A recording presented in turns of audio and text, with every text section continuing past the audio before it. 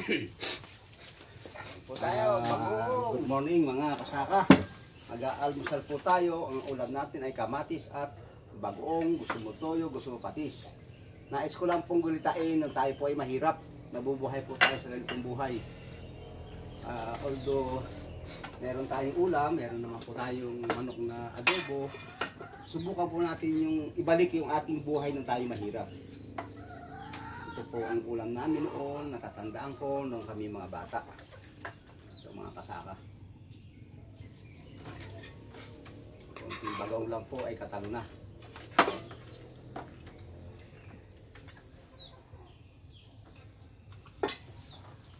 Doon po sa lahat ng mahirap, mag-like and share lang po. Kung kayo mahirap, ito po ay ginugulita lamang natin para maipakita natin sa ating mga anak, sa ating pamilya, sa lahat na tayo ay dating galing sa mahirap na ito po ay nakaraos po tayo sa ganitong buhay mga kasaka. Kain na po.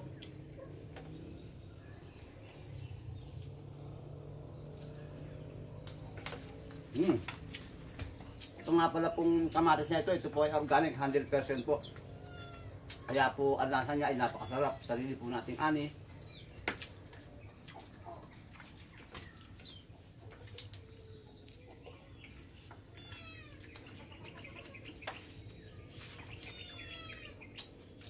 Masarap po, masarap.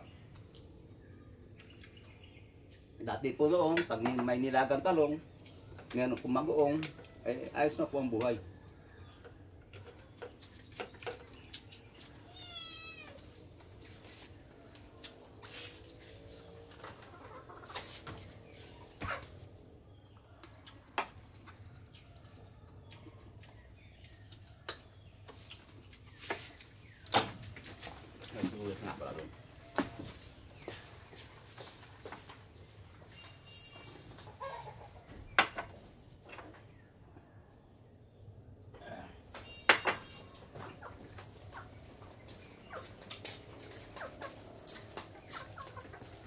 Ay kahapon po mga kasaka, ang ulam ko po ay ito, adobong manok na native po. Dahil sabi ng lolo ko, pag walang ulam ay magpatay ng manok. Sa probinsya po at sa magsasaka, kung may alaga kang manok at wala kang ulam, manok ang ulam mo. Kaya mas maganda po na laging, nung maliit ako, sabi ko laging walang ulam para manok ang ulam. Medyo sawa na po ako sa manok. Ito na po ang aking naisip na iulam, yung ulam po namin noong kami mga bata.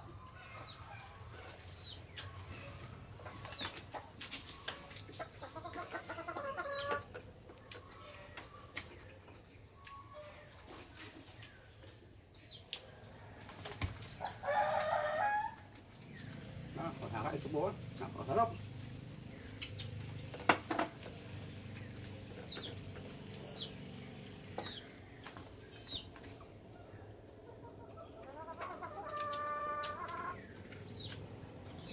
Minsan-minsan naman po ay dapat natin balikan ang ating pinanggalingan.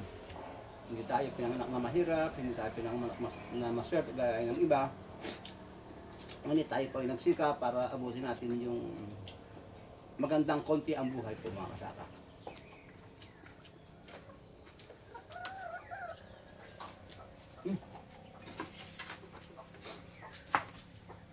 Ang hapon ko na ulang kahapon yun kawalan ako.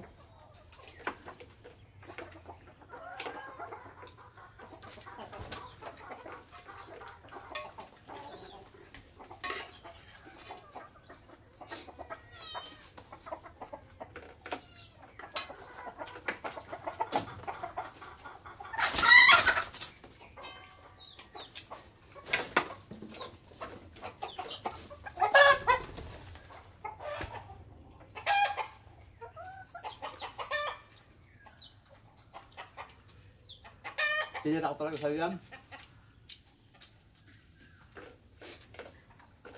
Mahabang kalakad pupunta ka eh. Wala ko na.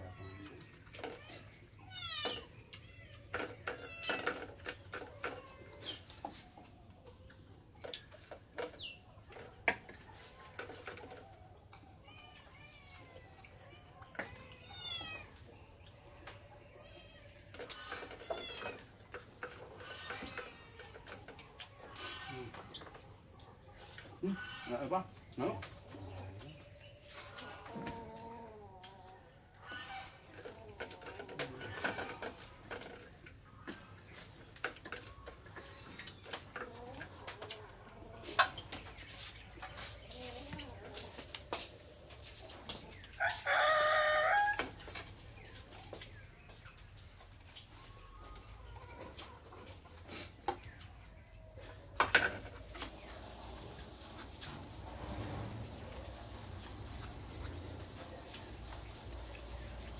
Ay, salamat mga kasaka, nakaraos na po ang ating almusal.